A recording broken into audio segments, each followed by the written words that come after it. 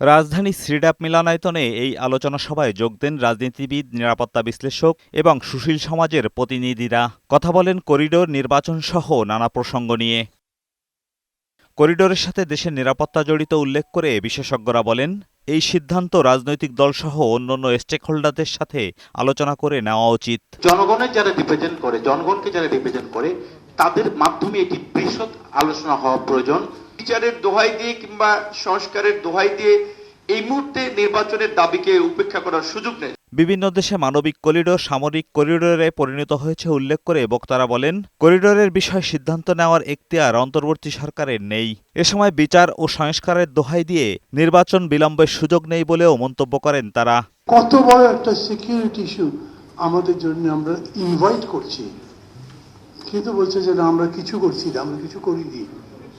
এইটা তো আরো ডেঞ্জারাস। এ সময় বিএনপি স্থায়ী কমিটির সদস্য আমির খসরু মাহমুদ চৌধুরী বলেন, করিডোর নিয়ে খেলা অব্যাহত রয়েছে।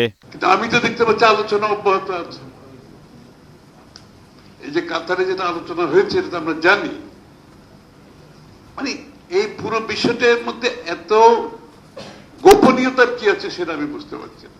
শেখ হাসিনার মতো এই সরকারও অন্য দেশের স্বার্থ রক্ষা করছে কিনা এমন প্রশ্ন তোলেন আমির খসরু মাহমুদ চৌধুরী। শেখ হাসিনা যেভাবে রাষ্ট্রের স্বার্থ জলাঞ্জলি দিয়ে, বাংলাদেশের মানুষের স্বার্থ জলাঞ্জলি দিয়ে ক্ষমতায় থাকার জন্য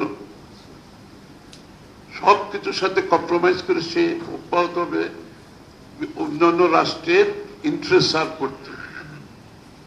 তাহলে আপনি কি সেদিকে কোনো দিকে যাচ্ছে নাকি? নির্বাচনকে ভিন্ন খাতে নিয়ে যাওয়ার জন্য করিডোর ইস্যু সামনে আনা হচ্ছে কিনা তা নিয়ে আশঙ্কা প্রকাশ করেন বক্তারা।